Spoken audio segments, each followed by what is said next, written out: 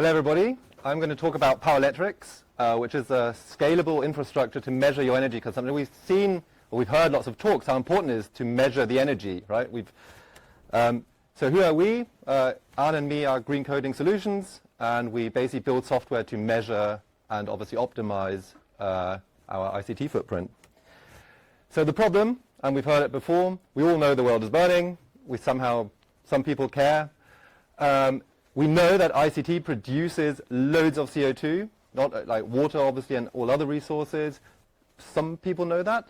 Not a lot of people know that. Like everybody talks about flying, but ICT is using far more, just like producing far more CO2 than flying. If we would tell people you could save up to like 50%, we saw the slide that utilization levels are 12%. Like we can save it, we can do this, right? There's huge saving potential, but people aren't talking about this. And then when you talk about, okay, where are these saving potential, nobody really knows. Like when you talk to industry, when you talk to people, how much does your laptop really use? How much does Spotify use? Nobody really knows. So weirdly enough, Linux is in a position where we've been overtaken by Apple and Windows. So if you look at Windows, they have the estimation engine. That's really good. That's a really good estimation. It will tell you millijoule-wise what processors are taking. They've done a lot of work on this, a lot of benchmarking. Even macOS has power metrics, which gives you fairly good estimations on energy footprint or energy values. Linux pretty much has some ideas, but really doesn't have anything standard. There are some solutions. Despite it being 70% of the server market, on the mobile phone market, we can get REPL readings, but that's also Windows and Mac sort of has also energy metrics on the CPU level, but nobody can really expose them because of security concerns, right? You can't really, it's very difficult. So we have models that work on CPU utilization, but CPU utilization, there's a blog article here that we wrote, is a really bad value. Like modern CPUs scale dynamically, they have turbo boost, they have, I don't know, whatever. CPU utilization, you can't really get really good metrics out of CPU utilization. So that's something we were thinking about, and we were like, okay, what are we going to do? And luckily enough, the Catalyst Fund from the Green Screen Coalition paid me to write code, which was awesome. And they're still paying me. They gave me even more money, which is quite cool. So what do we set out to do? We want to put Linux on top. We want it to be better than Windows and Mac. We want it all to be open. We want it to be shared. We want it to be saved on servers. Like most hardware runs in containers or somehow virtualized, and there's no real way to expose this into the containers. So it was really important to expose these energy values into the containers and get them on servers. And we've talked to like multiple big server vendors, and they're all interested in this. And obviously open source, it has to be extensible, it has to be flexible. We have to talk about this. We have to, all the other solutions are closed source. Windows and Mac is like not documented. I think it's really vital that it's open source and we can talk about this. So we have three attack vectors. We have the L3E engine, which is like a nonlinear statistical model that can calculate energy usage values. We have PowerLetrics, which is like a benchmarking tool. It's a clone of PowerMetrics for Mac, so it has the same API configuration, it has the same output formats, so you can port programs that work under Mac, you can port them to Linux very easily. And we've got a kernel extension that exposes all the power and energy values into the proc file system.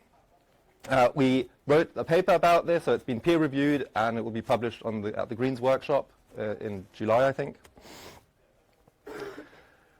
So when we started this, we talked to loads of people, and everybody seems to want energy. Right? Everybody's like, oh, give me millijoules, but nobody tells you what they want to do with this value. Right? Everybody's like millijoules, but getting energy values is really, really hard to get them precise. So we also have the Green Metrics tool where you can do this. We run like a specialized hardware cluster that has a specialized Linux on it to get precise energy values. So I think we can give you energy values, but I think that sort of stops the discussion. I think we should talk about an abstract value that gives you indications. So we've got the energy footprint. Apple came along and did the energy impact, which is also, it correlates to Joule, but it's not equal to Joule. So there are these two programs. There's PowerLetrics, which uses eBPF in the kernel to get the values, to get the values it needs, puts that in the L3E, and then exposes it through the PowerLetrics user space, and then you can benchmark. You can start PowerLetrics, start your programs, and you'll see all the processes, everything sort of interacting with each other. And that's really great if you're benchmarking. That's really great if you're sort of looking at your code, if you want like a quick idea what's happening on your machine. But then we thought, okay, nobody's going to run an eBPF script on their servers all the time and write something around it. So then we also have the green kernel, which is a kernel module that does basically the same what PowerLetrics does through the engine, but it exposes it to the proc file system. And like techies will know, the proc file system, every process basically has a folder structure in there. And then you can, and that's a file, and you can just open the file and get your energy metrics for that process. And then you can just use logstash, cat, whatever you want, grep, whatever tool you want, to access it. So this is PowerLetrics. You can see we've got all the different values, right? But the important thing is this is a classical system. This is me when I'm developing. The first 50 processes are Node. And they're using huge amounts of energy. Basically, it's VS Code doing I don't know what it has to do. So exactly. So I talked about this.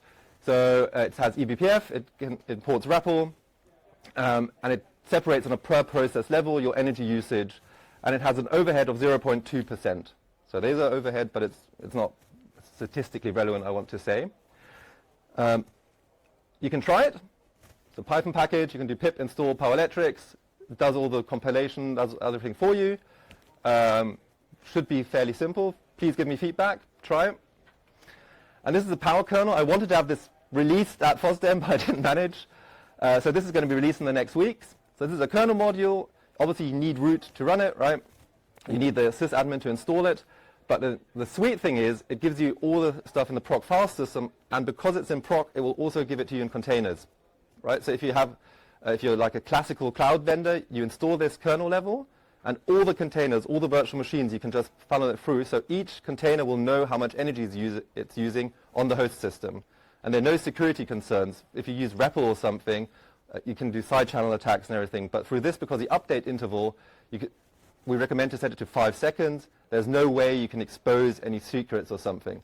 But like this, you can just add it to your logstash or whatever. Every Docker container knows how much energy it's using on the host machine. Exactly. Everything is on GitHub. Please contribute, look at it. The E3 engine, the L3 engine is easily replaceable. You can tune it because obviously every hardware is different. So we're looking at ARM, for example. You need different weightings, you need different parameters. Works in all major distros, and we're trying to make it easy to use. So a lot of problem we're seeing with all these like really specialized tools, also with our Granular tool, is it has a very steep learning curve, and people don't want that. People want to just see a value, right? Exactly. Thank you again to the Catalyst Fund for funding this. It's been awesome to just get money and work on this for a month or two. Here are all the links, and if you've got questions, drop me an email. Thank you.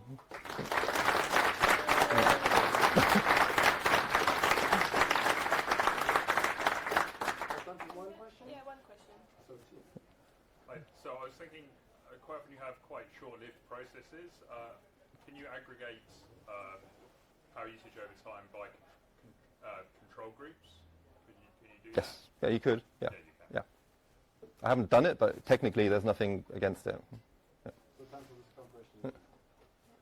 Yes, if you measure the overhead introduced by the measurement tool, because I guess that the tool gets use some energy to collect all the data, and this can be variable according to the quantity of processes that are measured. Yes.